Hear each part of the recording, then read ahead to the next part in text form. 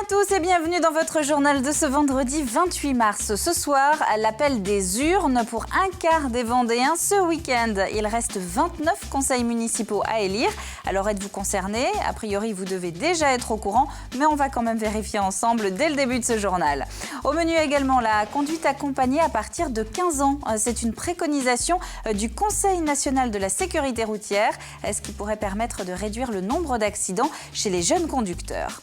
Les commémorations de la première bataille de la Marne qui se prépare aussi activement dans le département. Une association a retrouvé la trace de 589 soldats vendéens qui ont participé à cet épisode de la guerre 14.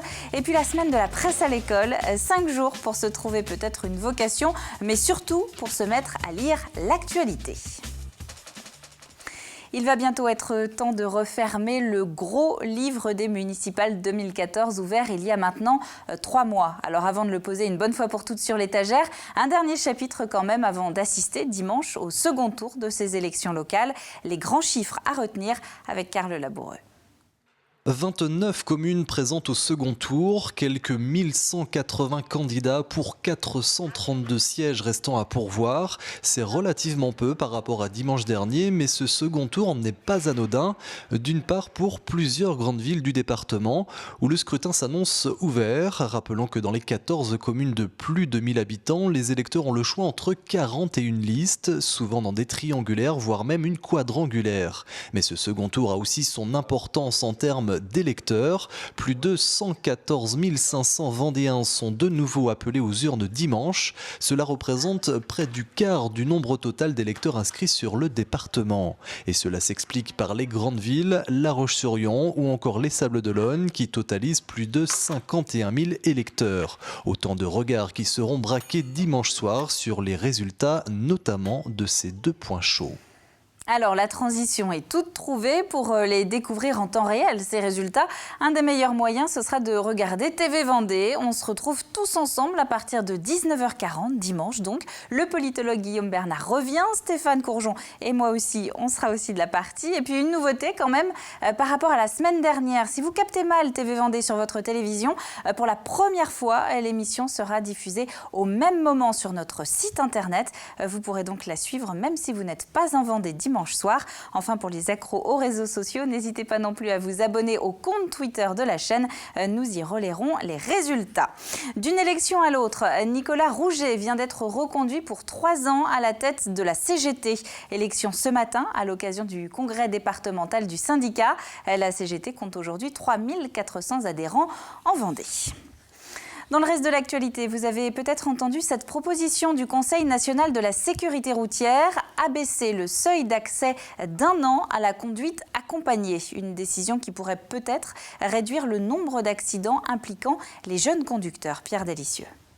A tendance à remonter trop vite justement l'embrayage. D'accord. Okay. Inès a l'âge de conduire, accompagnée d'un de ses parents. Mais avant cela, elle va devoir passer quelques heures avec un moniteur d'auto-école. Quelques heures pour apprendre la base. Toute cette partie-là avec le moniteur va permettre de bien sûr la préparer au niveau de la conduite et puis surtout la préparer à l'expérience qu'elle peut avoir après avec ses parents. Inès a 16 ans et se débrouille plutôt bien. 16 ans, c'est l'âge minimum légal pour pouvoir passer derrière le volant. Mais bientôt, cet âge pourrait passer à 15 ans. Je pense que c'est une bonne idée. Après, il faut être prêt pour le faire. Mais je pense que je l'aurais fait. Une période d'apprentissage qui passerait donc de 2 à 3 ans. Pour cette monitrice, cette année supplémentaire servira à affiner encore plus les attitudes de conduite.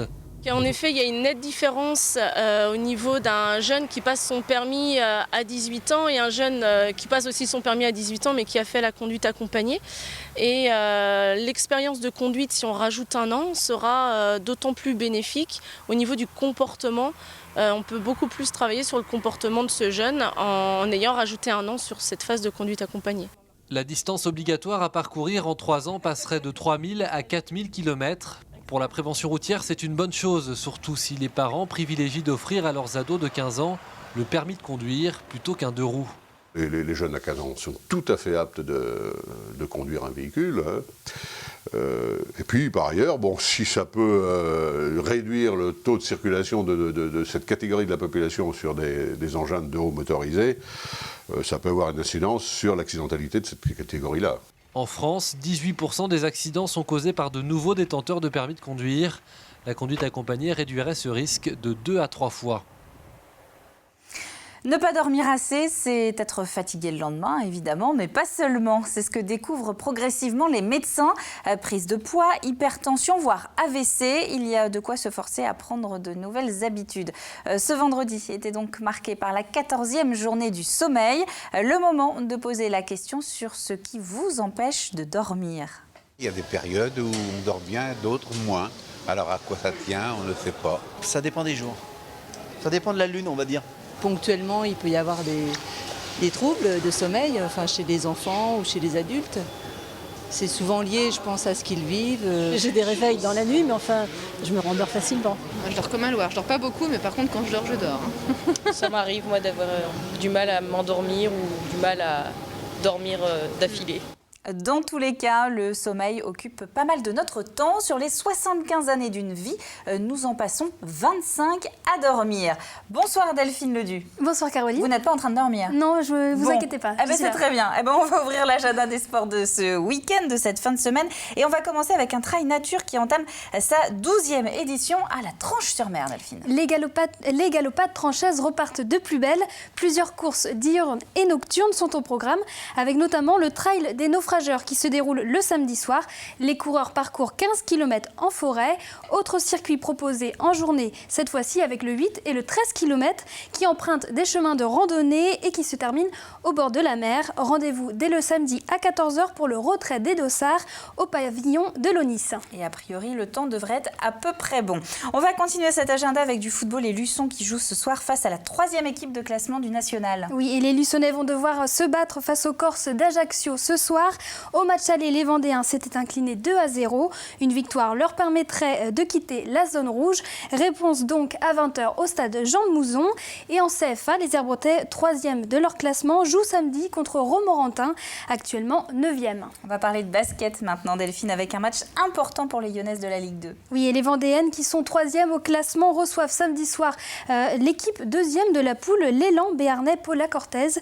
Match important donc, et c'est à 20 h, salle Omnisport. Et on continue avec du volley.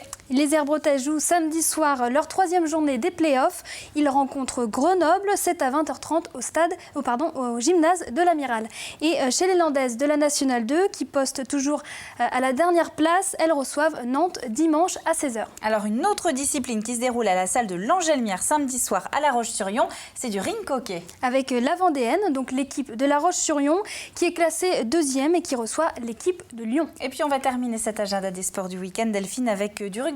Oui, et un match qui s'annonce difficile pour les Sablais, avant-dernier de leur poule, puisqu'ils affrontent le leader, l'Heureux. Et donc ça, c'est un match de rugby. On va parler un petit peu des invités de la semaine prochaine quand même. Dans 85 chrono, vous avez une petite idée, je crois. Oui, on parlera de handball avec nos invités du club de La Roche-sur-Yon, Vendée Handball. Eh bien, c'est noté. Merci Delphine. Bon week-end à vous. Avant de refermer cette page de sport, on va terminer avec un petit mot de cyclisme. On apprend aujourd'hui chez nos confrères de Ouest France que les championnats de France de cyclisme sur route pourraient revenir en Vendée l'année prochaine. Alors, si l'information se confirme, ce sera la 5e fois que l'épreuve aura lieu dans le département. Une aubaine, évidemment, pour le team Europcar.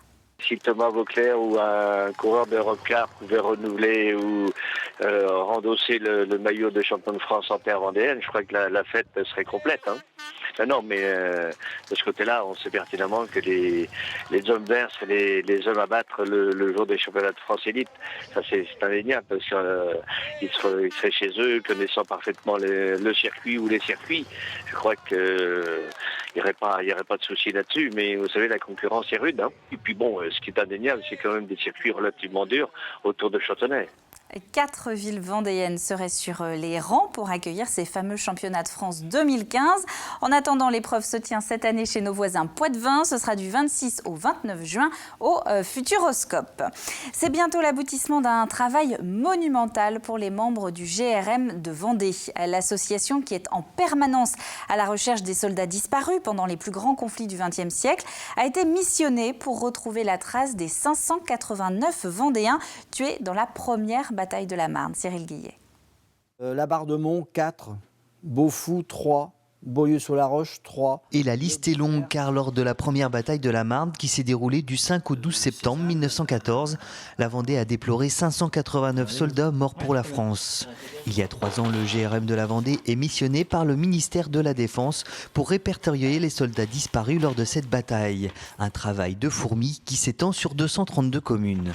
C'est les déplacements aux archives nationales, ministère de la Culture, et divers centres d'archives nationales. Et les consultations sont manuelles, parce que bien entendu, il n'y a rien de numérisé. Ainsi, plus de 10 500 dossiers auront été épluchés pour retracer l'histoire de ces soldats. Un travail colossal qui a permis à Jean-Yves Renaudinot de faire la lumière sur bon nombre de disparitions, notamment sur celle de son grand-père. J'ai vu le caporal Renaudinot Auguste le 26 septembre 1914 au combat du Transpoix. Et il était blessé, paraissait souffrir beaucoup. L'ordre ayant été donné d'avancer dans la direction du Transpoix, je n'ai plus jamais revu le caporal Renaudinot. Beaucoup de ces documents retrouvés sont étonnamment précis. Les lieux, les circonstances de la mort et même parfois les dernières paroles ont été notées. C'est parti. Une fois tous ces documents rassemblés, les dossiers sont ensuite remis aux familles. Bonjour. Entrez. Vous allez bien? Entrez. Ici, Marie Beau, qui fait tracer 100 ans au mois de juin prochain, a perdu son papa, elle avait alors 3 mois. Aujourd'hui, c'est la seule enfant connue de soldats vendéens encore en vie et elle découvre là les derniers jours de son père. Il a participé au combat des frontières, en Belgique notamment, et il est mort pour la France à Fère-Champenoise, avec un décès fixé au 8 septembre 1914. Il fait partie des 589 Vendéens tués à la première bataille de la Marne. Et même si un siècle s'est écoulé, les blessures restent vives. Mais pour bon nombre de familles, le fait de savoir enfin est un énorme soulagement. Ça me fait plaisir de tout ça. Voilà. Il n'y a rien à faire. Il y en a beau dire. On n'oublie pas son papa. On n'oublie jamais. Une délégation de 350 Vendéens a prévu de faire le voyage à Mondement en septembre pour rendre hommage à ses poilus. Marie Beau, aujourd'hui trop âgée, ne pourra pas faire le déplacement à son grand regret. D'un conflit à l'autre, un oratorio du pardon est présenté ce soir au Vendespace, une sorte d'opéra donc, mais sans mise en scène ni costume. Celui-ci a été créé en mémoire des victimes des guerres de Vendée. On doit la musique au compositeur Bruno Coulet, qui s'est notamment occupé de la bande originale du film Les Choristes ou encore de celle du Peuple migrateur. Les paroles, elles, sont de l'écrivain vendéen Yves Violier. Au-delà même de la violence, c'est l'oubli dans lequel était plongée cette histoire qui devenait alors là la violence absolue. Et bon, j'espère que cet oratorio, de façon modeste, pourra contribuer à effacer un peu cet oubli. Le sujet du pardon, déjà, le pardon, ça m'a intéressé. Je me suis dit monter en miroir l'histoire de David d'Angers et celle de Bonchamp donnera au pardon tout son sens, celui du patriote, celui du Vendéen, qui se rejoignent et qui parlent d'une même voix.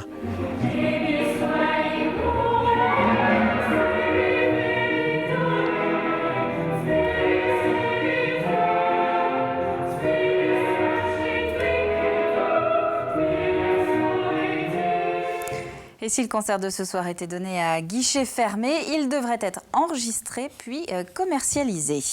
Ouvrir un journal ou un magazine n'était pas un loisir. Cette semaine, pour les plus jeunes, c'était carrément une obligation. 160 établissements vendéens ont participé à la 25e semaine de la presse et des médias dans les écoles. 5 jours pour délaisser un petit peu les écrans et revenir sur le papier. Anthony Jama. De la presse quotidienne, des magazines et des revues spécialisées ou l'actu people, sur cette table, il y en a pour tous et pour tous les goûts. Ces élèves d'un lycée professionnel doivent réaliser une revue de presse autour de beaucoup d'informations. Alors comment choisir ces articles et quelle importance leur donner? Des questions qui peuvent intéresser les lycéens, vu que l'affiche sera dans le hall du lycée. Là par exemple j'ai trouvé un article qui parle de la France dans les cités et je trouve ça intéressant parce que la France c'est pas seulement des beaux bâtiments, c'est aussi les cités comme il y a à Paris. Je leur ai donné comme consigne de donner envie de lire et de présenter des articles qui sont susceptibles d'intéresser les autres élèves. Ici, on va mettre sur les réseaux sociaux, ici sur le People et là sur le Monde. Les articles sont sélectionnés, photocopiés, la mise en page est votée. Reste le plus dur, faire ressortir l'information principale et rester concis. Si c'est bien dans l'article, c'est que c'est important, donc faire la part des choses, c'est difficile. Donc là, on cherche dans l'article, on fluote ce qui est important. Enfin, on ne sait pas trop quoi mettre après, donc on essaie de diminuer les phrases importantes. Les différentes pages de presse sont ensuite affichées dans l'agora du lycée pour éventuellement interpeller d'autres élèves. Une chose est sûre, s'ils ne prévoient pas de s'abonner à l'un de ces journaux ou magazines prochainement, cet exercice aura au moins eu le mérite d'éveiller leur attention sur des sujets parfois bien loin de leur centre d'intérêt habituel. Et puis l'autre solution, c'est de regarder le journal de TV Vendée tous les soirs. Avant de passer à la météo, on n'oublie évidemment pas le changement d'heure ce week-end. On va, attention, avancer les aiguilles pour la 38e fois. Dans la nuit de samedi à dimanche à 2h, il sera en fait déjà 3h.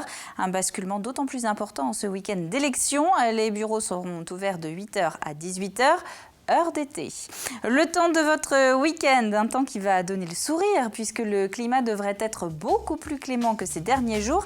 Samedi, pas de grand ciel bleu, c'est vrai, mais un horizon quand même plus dégagé. Et puis même chose dimanche et enfin toujours de la douceur. Le bulletin complet, c'est dans un instant avec Armelle Bavageau. C'est la fin de ce journal. Merci à vous de l'avoir suivi. Alors on se retrouve donc dimanche à partir de 19h40 pour vivre ensemble les résultats de ce deuxième tour des municipales 2014. Et puis lundi, une petite nouvelle sur le plateau du JT. Vous retrouverez Edwige Richard à cette même place. Très bon week-end à vous tous et à dimanche.